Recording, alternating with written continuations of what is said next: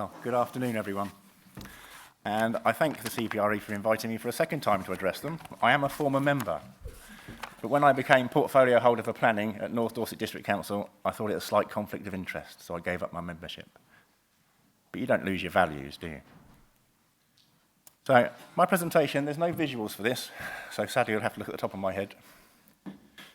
And it's titled, The Need to Change the Conversation. And I'm going to repeat and hopefully bring together a lot of the things that have already been said today. As I've said, I'm Councillor David Walsh, portfolio holder for planning at Dorset Council. So I'm the member responsible for planning at the New Dorset Unitary area. Under that, I'm responsible for delivering a single local plan. Now, I don't do this on my own. We have some fantastic officers that I work with that I cannot praise enough. And a lot of them are in the room today.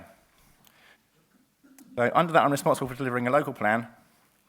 And to do that, I set up an executive advisory panel which crosses all political parties and the whole Dorset area to work with officers to plan the delivery of the 30,000 houses needed over the next 17-year period. That 30,000 figure, derived through government standard methodology, frightens people.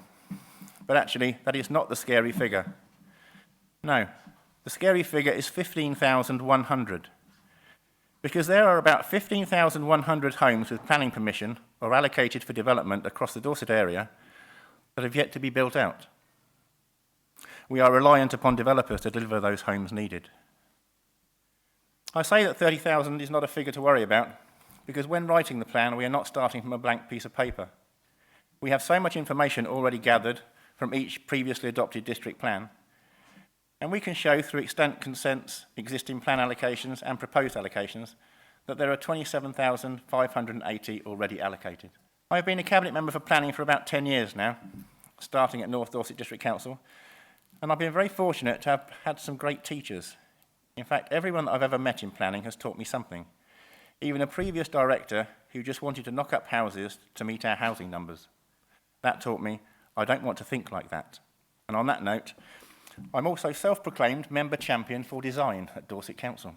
Recently, I took part in a conference call with MHCLG, which discussed issues around delivering the development government wants built. Another scary number, sometimes quoted in six-figure increments. Reference was made to the Farmer Review, construction labour market in the UK, and we cannot ignore that there are significant challenges highlighted through that document, because there is an undeniable shortage of workers in that field. But what we didn't talk about until the final 5 minutes was what I think is a very important constraint to planning, that being public opposition. Don't shoot me down. Not everyone is against every development. That is a huge generalisation. But I attend 4 planning meetings a month, and 9 times out of 10, members in attendance have come to object to a planning application. Those speaking in favour are normally applicants. Now, I've said that as a generalisation because having been neighbourhood plan champion since Mr. Pickles had the idea, I have worked with groups that in the first instance only wanted to write a plan to prevent development in their area, but later evolved into one that proposed development for their local need. And at the same time, I worked at examination on a neighbourhood plan which was thought to be, by an inspector, to be unsound, too strategic, because the supported neighbourhood plan wanted to deliver more housing than the adopted local plan allocated. This town was crying out for more housing. I said public opinion. Perhaps what I should have said was public perception. People realise that we need 30,000 houses, just not near them. NIMBY, not in my backyard. In the Lake District, I heard Banana build absolutely nothing anywhere near anything. At our last council election, I was actually amazed at how many members were elected on their promise to stop development in their local area. What a great starting point for writing a local plan. We are creatures of habit. And is this all simply about wanting to stop change?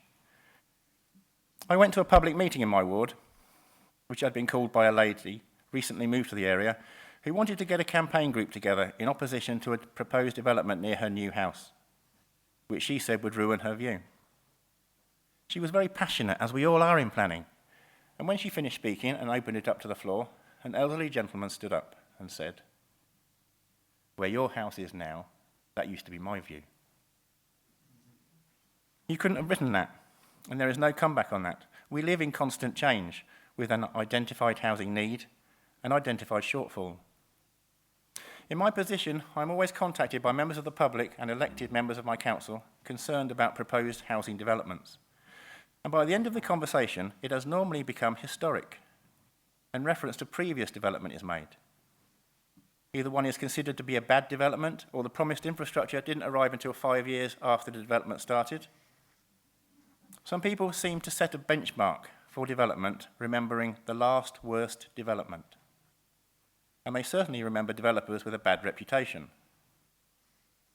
And that is why we, local authorities, developers, town and parish councils, stakeholders, CPRE, AOMBs, MPs, Homes England, MHCLG, and members of the public. In fact, everyone that is involved in planning, and that is everyone, needs to be involved in this.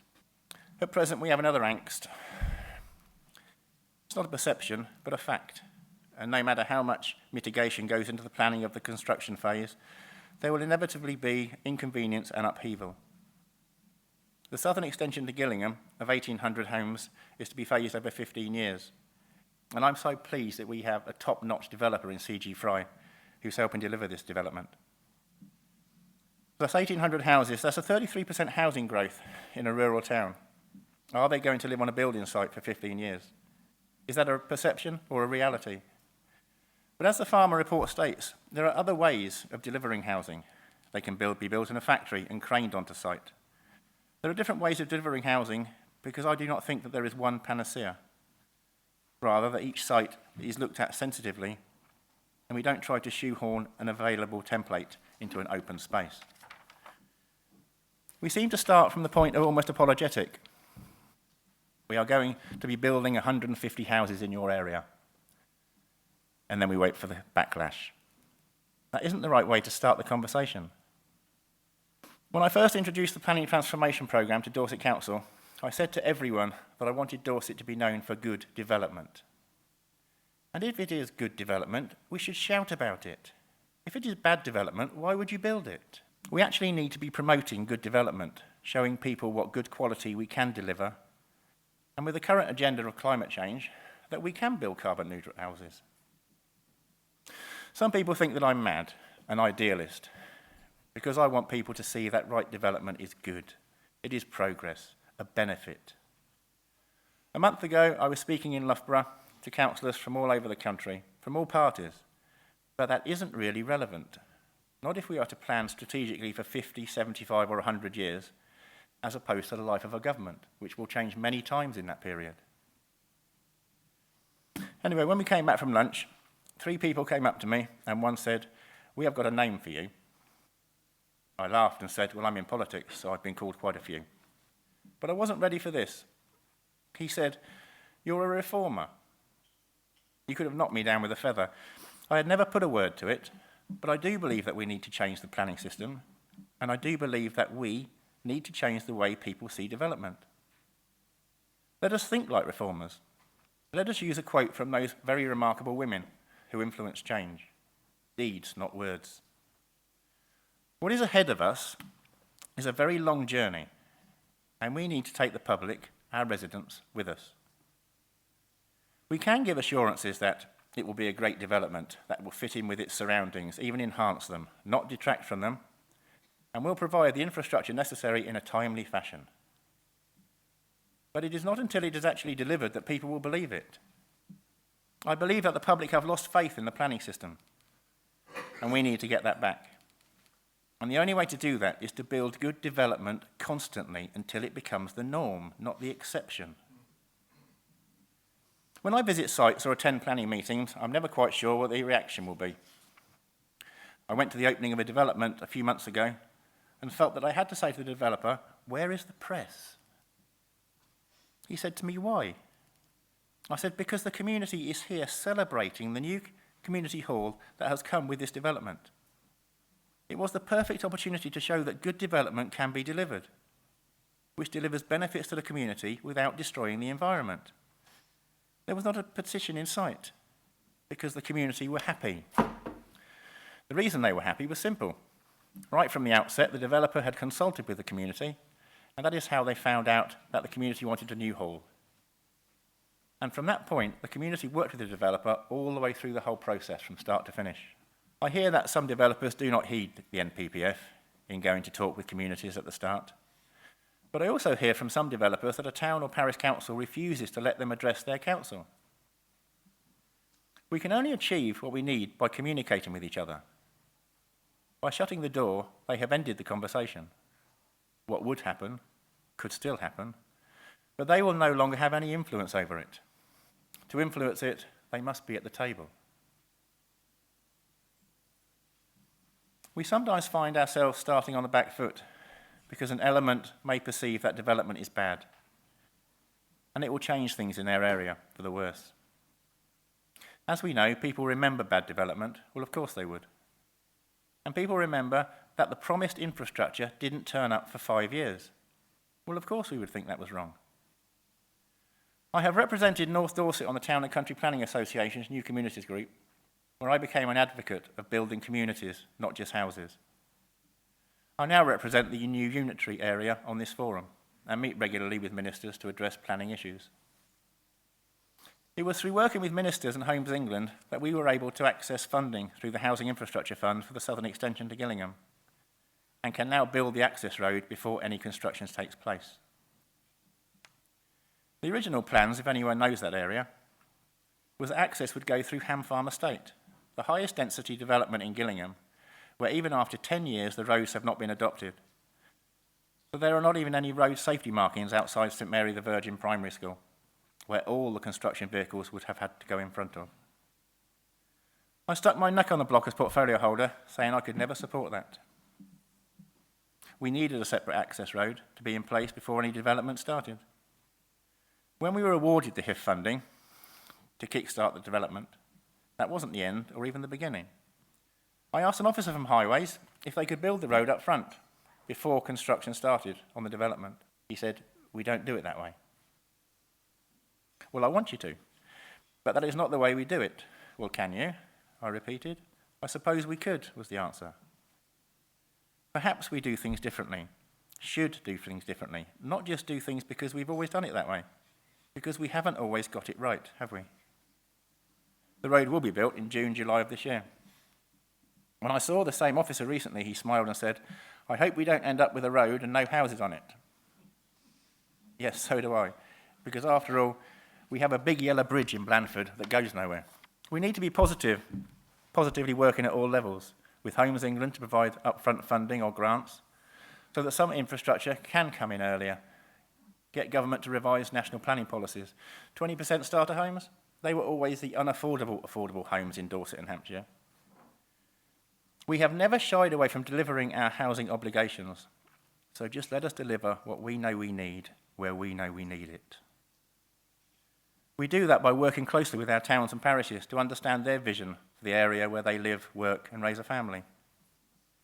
I was guest speaker at the TCPA's annual conference a few years ago, reviewing the government white paper, and then guest speaker for the CPRE's own annual conference in North Dorset some months later. Is that a paradox? No. It isn't, because I do promote development. As we all know, it doesn't have to destroy the environment.